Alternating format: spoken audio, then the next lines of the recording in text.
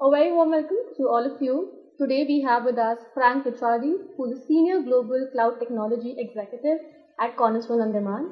As a part of his role, he is responsible for the Cornerstone OnDemand's business in APAC and Japan. His personal mission is to impact communities and economies to help them solve their talent challenges through impeccable products at Cornerstone OnDemand.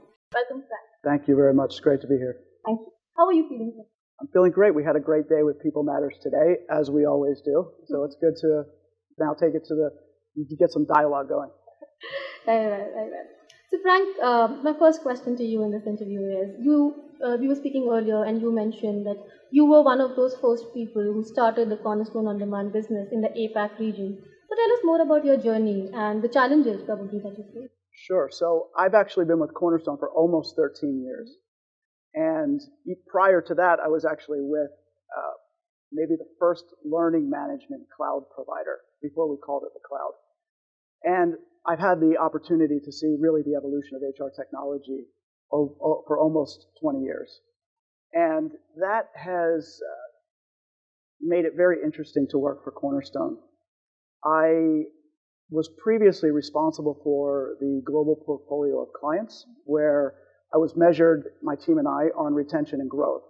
So we had this very unique opportunity to see what our clients were doing with our technology.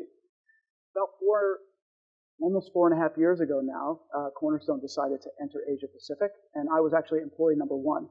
So I moved from our headquarters in Los Angeles to Hong Kong and started our business in 5 regions, sub-regions of Asia Pacific, all at the same time.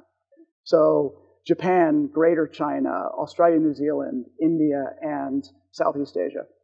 And that presented some interesting challenges, as you can imagine, with respect to people. And I think the biggest challenge is really hiring the best fit people at that juncture of a startup and making sure that they're aligned to the vision. So we spent a lot of time making sure that we hire the right people. And I always tell the story of when we got to about 40 people, we had our CEO over. We were having a party on a boat to celebrate the kickoff of a new year. And the CEO was sitting in the corner of the boat with his arms crossed, and he looked very pensive. And so I walked over and I said, "Adam, is everything okay?" And he said, "No, everything's fine. I'm just fascinated by this group." And I said, "Why?"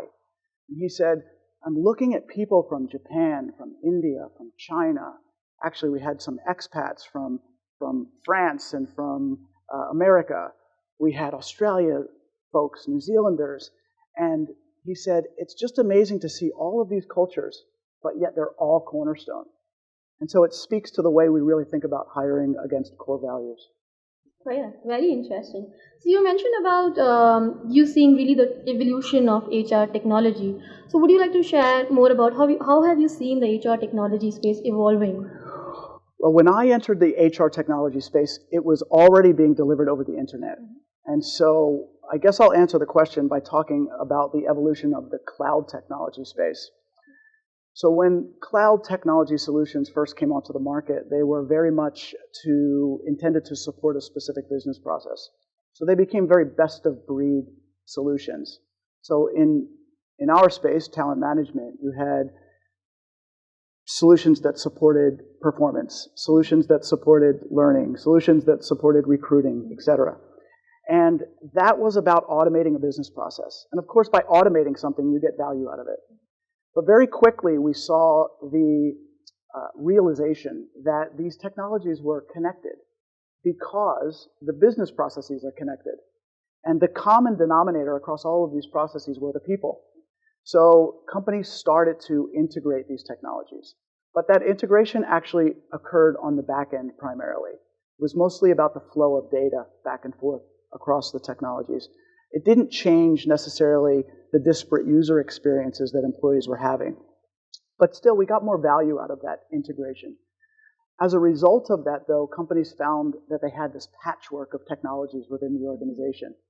And by continuing to implement best of breed and integrate, it became difficult to unwind the patchwork.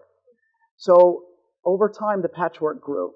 At the same time, there was a transformation happening in the technology space where companies were coming together there were mergers and acquisitions to get more support for a broader suite of processes. And these acquisitions meant that products were now being integrated at the vendor level and being sold as platforms. Now, that was really the next generation, was the platform, which is housing many business processes on a single technology. And there's a lot of benefit to doing that. But what we saw was two distinct flavors of that. One was the inorganic approach, which is merging companies and products together to get a platform. The other is the organic approach, which Cornerstone is very proud to say we are 100% organically developed by us, which makes our platform quite unique from a user experience perspective, from a database perspective, from a configuration and administration perspective, among many other things. And then ultimately, because we were aggregating technologies onto platforms, and in the cloud, by the way, we began to aggregate lots of data. And we realized, because of cloud and because of the way we collect data, that we had big data on people. And so that was really that's where we are now, is the evolution of big data for people. Very interesting. So when we were discussing earlier, Frank, you also mentioned an evolution from a process-centric approach of technology to really moving to employee-centric approach. So would you like to elaborate? Sure. So if you think about the automation and integration, where we were getting lots of value, that was a very process-centric approach. And if you kept with that approach, over time, value went down. So Cornerstone had a critical decision point in the early 2000s about how to ensure that our clients get real value out of the technology, not just transactional or administrative or automation value, but true engagement of the employee.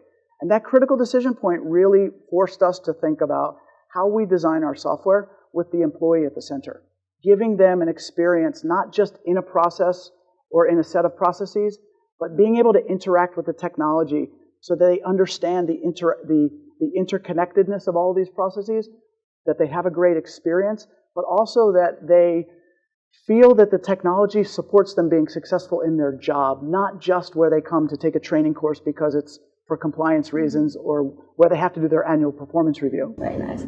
So when you look at the Indian market per se, Frank, how do you feel about the maturity level of Indian organizations in terms of adopting HR technology? Well, first of all, as you know, India is very fond of technology. Yeah. And so I see the consumption of technology to be quite aggressive here. But I'll give you a data point specific to Cornerstone. While we operate in 8 countries, in Asia Pacific, for example, India has a disproportionate number of buyers of the full suite all at the same time, what we call unified talent management. So when we are selling our product and services, the beauty of Cornerstone is you can purchase 1 module, 2 modules, 3 modules, create a journey over time, or you can buy the full suite. In India, there is a disproportionate amount of buyers of the full suite, which means to me that the market understands the value of the unified suite, that they're willing to actually invest in the employee experience and reap the benefits of that, change the paradigm for the employee. And, Cornerstone, like I said, believes that that's the ultimate panacea, where employees understand that the technology is there to support them being successful. And so unified talent management is really the way to do that. Very interesting. The point that you mentioned that India is a region where people really prefer unified talent management solutions. It's pretty interesting. So when you go in those conversations with the clients, Frank, are there any misconceptions or myths that you hear from your clients about HR technology? Yes, there are. And I would say specific to cloud technology. So the first is there's a perception that data being outside of the firewall is less secure. Now, I'm here to I always ask our prospective clients the question, if you had $1 million or 100 million rupee, would you take that money and would you put it under your bed for safekeeping, or would you put it in a bank? And Cornerstone is like a bank. We have 31 million users on a single application. It's highly likely that we are much more secure than any individual company could be themselves. So that's one misconception. The second is that cloud technology should be exactly like installed behind the firewall technology. So for example, the demand for customization. Clients who are the first purchasers or purchasing cloud for the first time often don't understand that there's no need to customize the application, that it can be configured to suit your needs. They often also don't take the opportunity when implementing a new technology to reinvent their process. Think about Cornerstone, which is almost 20 years old, which has the smallest client using our application is maybe 50 people, 50 employees. The largest is 750,000, all on the same application. So you can imagine that the system needs to be highly configurable. And when we build configuration, we build it against best practice. We build it against what we know customers, how they manage their process. And so I think it's a missed opportunity to implement a new, fresh, modern cloud technology and try to make it work like your old business process. So the opportunity is to think about how to modernize your business process at the same time. Interesting. So just to the point that you just mentioned about clients having a misconception that it cannot be configured. It needs to be customized at the first go, right. So where do you see the organizations going right way or the wrong way in terms of implementing specifically the cloud technology? Well, Cornerstone struggled with this for years. You remember, we started in 1999, and everyone in 1999 who purchased Cornerstone was entering the cloud for the first time. Yeah. They didn't have legacy cloud systems.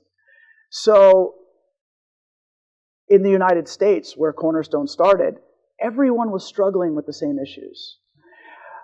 And over the course of many years, we looked at all of these misconceptions, these issues, pain points, the shift in expectations that needed to occur. And Cornerstone basically took that and created an asset out of it. We transformed all of that into what we call the Client Success Framework, which is really a best practice engagement model for success in the cloud. And we incorporated all of the learnings that we learned over many, many, many years. And it really is built to make sure that not just Cornerstone, but especially our customers are successful. It helps us to have a common language, to manage expectations, and to understand what success looks like, depending on where you are in the client journey. If you're in implementation, success is very different than if you're in optimization. And so all of that's been very well defined, articulated, and packaged up so that we can go into a new prospective client and say in 3 pages, this is what a best practice engagement looks like. And it immediately sets the tone for success. And so that's the way we really attempt to approach clients. And, Cornerstone's made many investments in this area, and it's yielded incredible results. I mean, since 1999, we have 95% dollar retention of our subscription revenue since the company started. And a lot of it is because, we think we have a great solution, but also the way we manage the relationship with our customers. Very interesting. Very interesting. So that just brings me to the last question of this interview, Frank. What's exciting that's coming up for Cornerstone? Well, on the topic of artificial intelligence and big data and machine learning, Cornerstone has been making extraordinary investments in this area. Like I said, we have big people data, data for 31 million users. And I was recently asked, how much data is that? I didn't actually know the answer. I asked our chief technology officer, and he thought about it for a bit, and he came back to me and said, well, Frank, we have enough data to listen to your favorite song that's about 5 minutes long for 2,000 years. And so a lot of data. Yeah. And so we have data scientists who are sitting and writing algorithms who love data, and they are creating insights that are very powerful for everyone in the organization, whether it be executives, HR, business partners, the manager of an employee, or the employee themselves. So we will continue to make investments in that area. And we've created a solution called Cornerstone Insights, which is our big data machine learning capability. What you'll see us do in the future, which is already starting to happen, is actually, instead of the insight being a standalone solution, that it's embedded. It's embedded at the point of need. So imagine you're creating your succession plan, and you are looking for successors, and you nominate 2 people in your organization to be potential successors. An embedded insight might recommend other possible successors who are a great match that you might not even know at the time you're making the decision about the successor.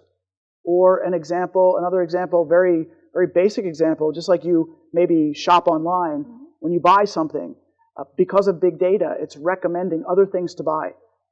That applies to learning as well.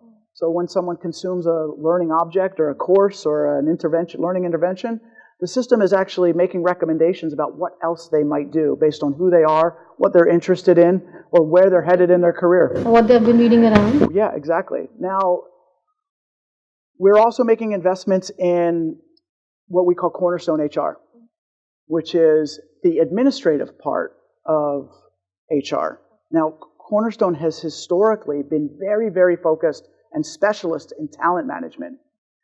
And we believe that bringing together the administration side and the talent side into a single application is incredibly important, but we're doing it slightly differently. We are building talent-driven HCM. And that's a little bit different than historically the core HR systems, which have been administrative-driven HCM with support for talent. We believe the value is engaging the talent and not the administration. The administration is something you need to do. Yeah. But we're bringing that together in a very meaningful way, but it's talent-driven HCM. And I will tell you that the last thing that is pretty exciting is we're about to reinvent learning. We're about to launch a new way of engaging with content. Now, I can't say too much about it because we are keeping it slightly under the wraps, if you will, under the covers, because we'll be announcing this among several other things at our upcoming annual client conference in San Diego in early June. And so at that time, we'll make the great unveil. But for now, our core passion has always been helping people to realize their potential. And we believe that learning and development is an integral part of that. So we think it's incredibly important to bring big data, analytics, and machine learning into the learning experience, which will truly transform not only the way people learn, but the way companies think about how they offer training and content to their employees. I would argue that it's not only the organization's responsibility to provide content because the employees are going out and supplementing it with other content that's out on the internet or on YouTube or in TED Talks or whatever. And so applying machine learning principles to help the employee to do that in a meaningful way is the next big thing that Cornerstone's about to unveil. Fantastic. I look forward to that conference in San Diego where you reveal the secret. We hope to welcome you there. Thank you. Thank you. Thank you so much for joining us, Frank. It has been a great conversation. I'm sure our viewers will also enjoy it. Thank you so much. My pleasure, man. Thank you.